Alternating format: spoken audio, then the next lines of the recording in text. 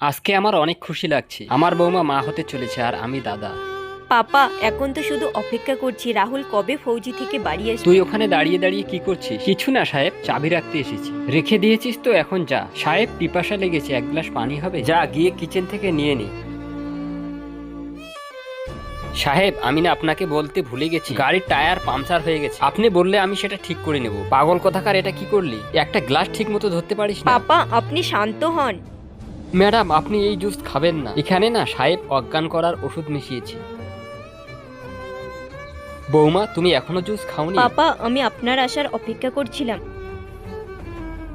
এটা কি হচ্ছে? আমার মাথা কেন ঘুরছে? এখন আপনি বলুন, আপনার বৌমার জুসে কেন ওষুধ মিশিয়েছেন? আমি একে অজ্ঞান করে টেস্ট করতে চেয়েছিলাম। আমার বৌমার পেটে ছেলে সন্তান আছে না মেয়ে? আমার তো আমার পরিবার চালানোর জন্য ছেলে চাই। ছি পাপা, কতটা নোংরা ভাবনা আপনার। আপনাকে অনেক ধন্যবাদ, না জানি আজ আমার সাথে কি হতো। কোনো ব্যাপার না ম্যাডাম।